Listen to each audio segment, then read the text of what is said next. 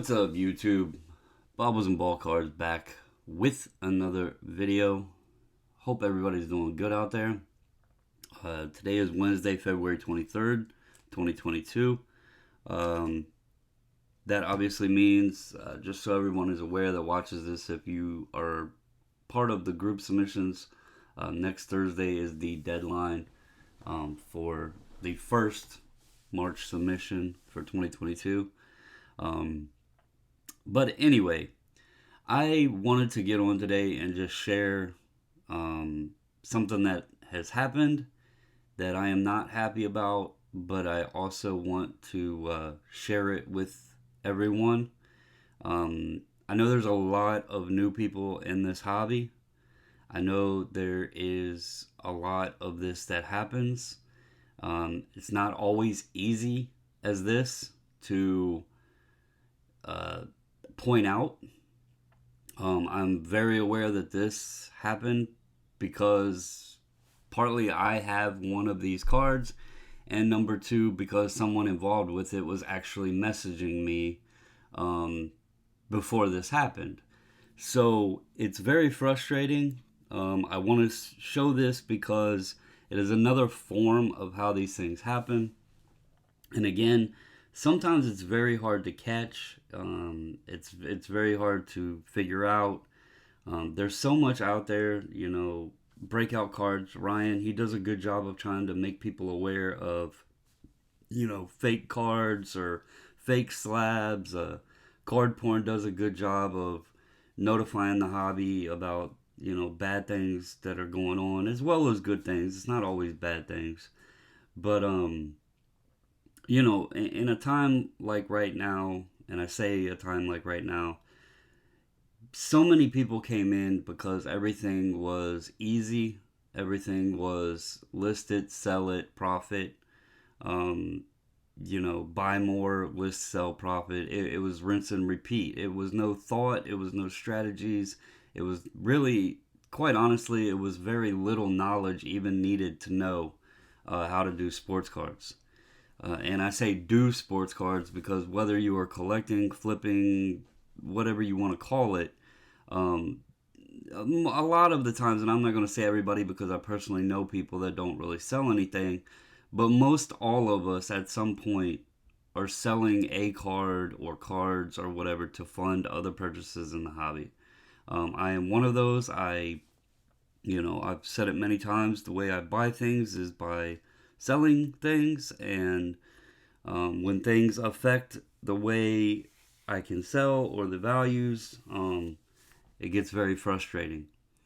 So what I'm going to talk about today is obviously 2022 Topps Wander Franco. His cards have been absolutely on fire.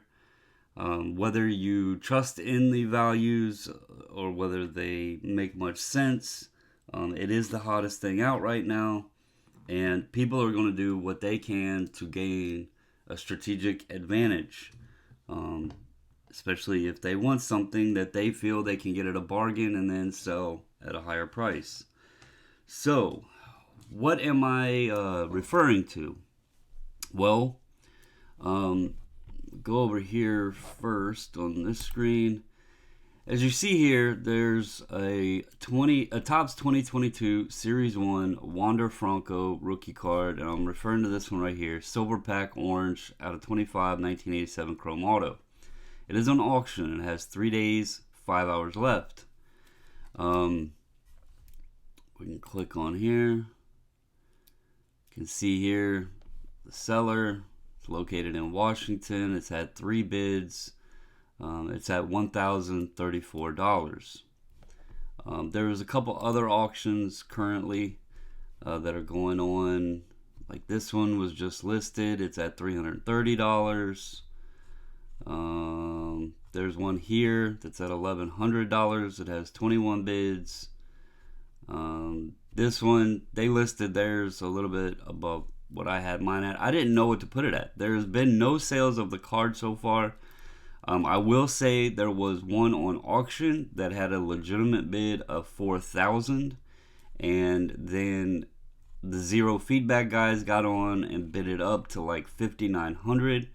The seller was smart because he knew nobody else was going to bid on it, and removed the listing and restarted it. That's part of one of the most frustrating things with a card like this.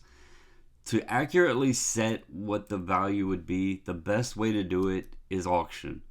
When you get a card like this, we don't know what to price it at. I didn't know what to price it at. It could be a $5,000 card. It could be a $10,000 card. Hell, it could be eight. You don't know. You don't know what the value of it is. That's why you list high, accept offers, take what you're comfortable with, right? Setting an auction and getting valid bids and letting a buyer, or a couple buyers bid on something to set the market value is the most accurate way of determining what something is worth. It goes back to the old adage that's been in sports cards for many years now. Something is worth what someone will pay. And it's no one's right to dictate, other than the person who wants to own the card, of what the value of that card is. It's why a lot of people don't really like comps. When they go to a show and if a dealer wants to be strict on comps, well, just because that's the last one sold doesn't mean that the next person is going to pay that same price. Someone might pay more, but that last sale, that might have been the last person that would ever pay that price. So the price may drop, right? So really the best confirmation of what a card or an item of any sort value is by auction, because then you have people bidding, setting a legitimate price of what they're willing to pay. It goes to auction, they pay, voila, you have a value.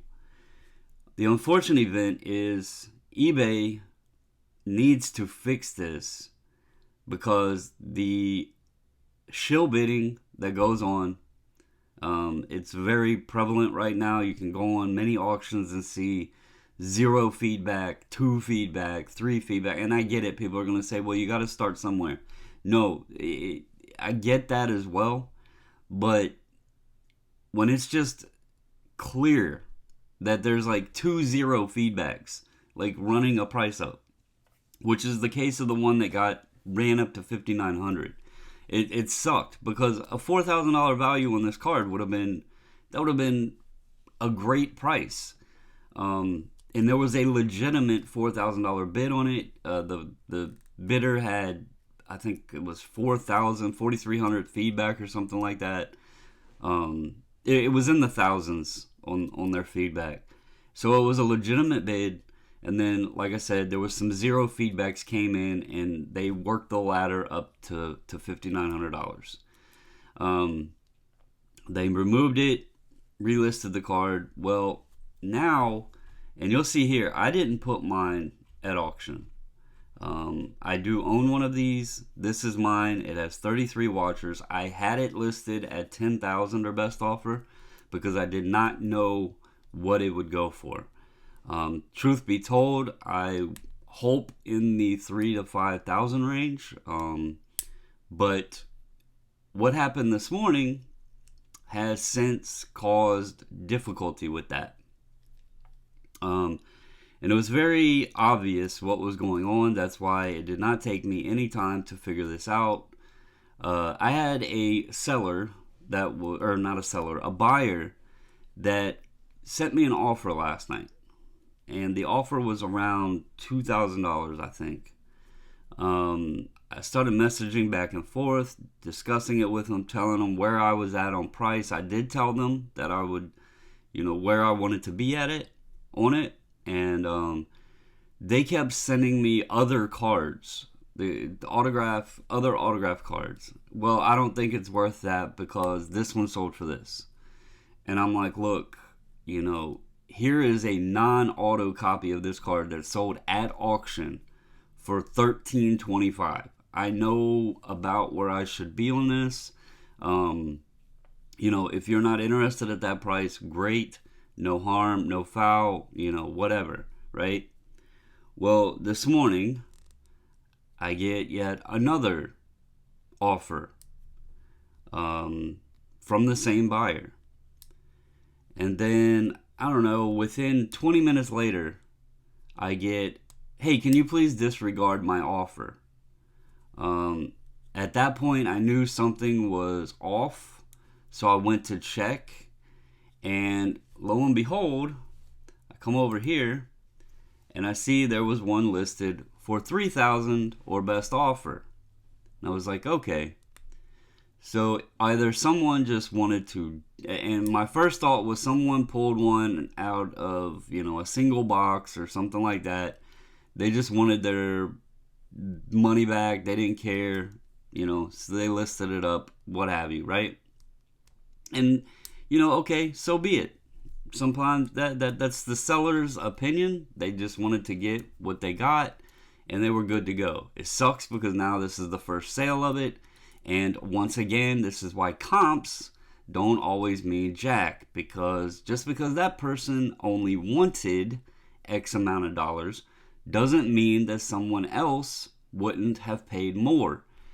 Just because they could have listed it at $3,000 doesn't mean somebody wouldn't have paid $4,000. So that's where the comp thing really gets twisted around, because it goes both ways, buyer and seller. A buyer doesn't always necessarily list and sell their card. I mean, how many times have you heard somebody say, hey, I bought this, I got it at a steal? Well, you felt you got it at a steal, but the seller also got it at a steal because maybe they had little into it and they doubled up their money. Just because it's selling for $1,000, but they only wanted $500 because they bought it at $250, does not necessarily mean that everybody should be able to get it at the price you got it at, just because that seller decided they only wanted X price, right? And it happens a lot. So at first I was like, well, maybe, the guy just didn't have much into it. He pulled it out of one box. He was good to go, listed it. He made good profit. He had a good Wednesday morning until and I'll go over here and show you. It was sold for $2,200. Now, what immediately clicked with me was this is the price range that the guy last night and the guy that sent me the offer this morning was trying to get my card at. He kept messaging me. He kept asking me to put it at that price, around $2,200. He sent me a $2,000 offer, a $2,250, and then he finally went to $25,000. Then asked me to disregard at $25,000 because he was able to get the market set at $2,200. So you might say, well, Bobbles, you're just salty because now the comp is set at $2,200, and you are absolutely incorrect. It doesn't take much to figure some of this stuff out, especially when it's obvious. So I want you to take a look at this picture. Actually, it's better right here. This picture right here, okay? And this picture right here. If you notice, and I'll go ahead and open them. So there's that picture. Okay. Let's go ahead and open this one. All right. There you go. So you notice this one's kind of washed out looking. Little washed out photo. Kind of hides that. And this one, it's a textured background right there. Can't really see it because it's washed out. Looks like it's on a cleaner platform. But there's a few things that you can notice about the card. First off, there's a little speck of dust right here, right? When they washed it out, it brightened it up. So there's a speck of dust right there. Kind of obvious. It's in the same identical spot. If you look at the autograph right here, it goes right off the sticker. You look at this one, it goes right off the sticker. If you look where the sticker lines up, it goes right with the 5 on the 35, runs up right along the rookie card logo. You go over here, same thing, runs right along the rookie card logo. The 35, again, it's right off the sticker. You look at the hook right here, how defined that is on the Wander. You go right here, hook defined on the Wander. Let's just make it easier. Let's go to Photoshop. So I have both images overlaid on top of one another. You can see here, this is the washed out copy. I'm going to go over here to the opacity, and I'm just going to take it away. Okay, and look at that. Perfect match, and I'll try to set it like at 50%. You can see every single thing about the card just lines up. Okay, so I'm not like imagining anything. It was the same exact card. Very sad that somebody did this, because again, now that's going to be what everyone wants to use as a comp, is going to be this $2,200. I've already contacted the seller of this card, who is on auction. Because now there's a couple of these on auction. I already know what's going to happen. Their auctions are probably going to struggle, because now there is a $2,200 comp. Everybody's going to want it at the $2,200. Again, I think the card is easily a 3,000 to 5,000, just based on the fact of what the non-autos have been doing for. I know there's a lot of Wander Franco stuff out there. I am not denying that one bit, but these are not easy pulls. They are very tough pulls, and the fact that this is also out of 25, the 199s are going for, nearly 2,000, I believe. It's his first chrome rookie, technically, because this is a Topps chrome finish. I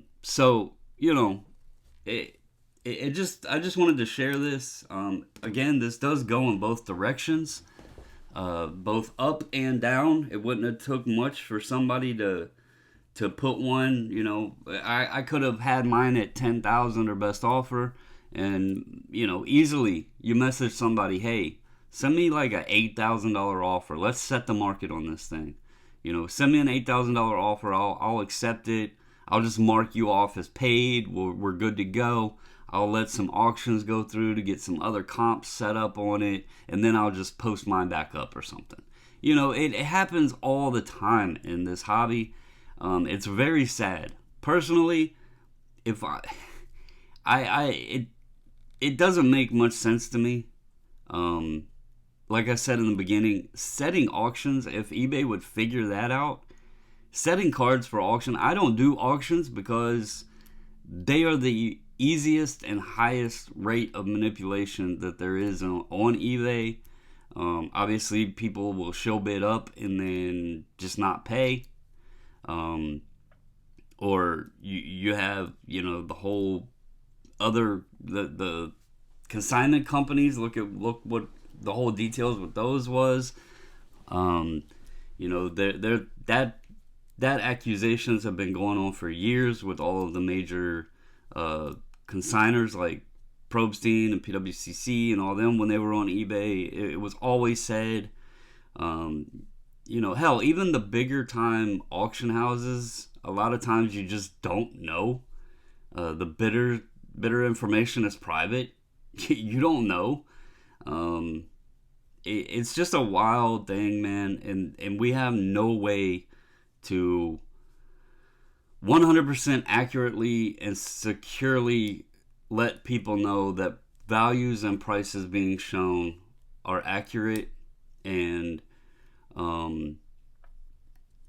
I just wanted to share this with everyone. Also, it was a great example to show what happens, to educate more people, because I know there is a lot of people out there that are still coming into the hobby, which is not a bad thing.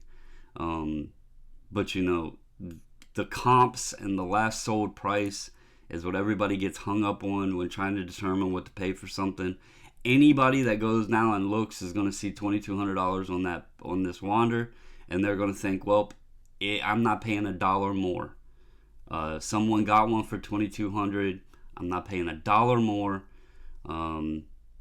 You know, so it sucks, and yeah, I guess I'll either sit on mine until somebody actually understands that $2,200 sale is fake, or I don't know. But anyway, that's all I have for you today. If you liked the video, give it a thumbs up. Comment down below, let me know your thoughts. Hit the subscribe button and turn the notification bell on if you have not. I just hope this helps people out. I hope you all have a great Wednesday, and as always, stay safe, stay healthy, and until the next video, I'm out.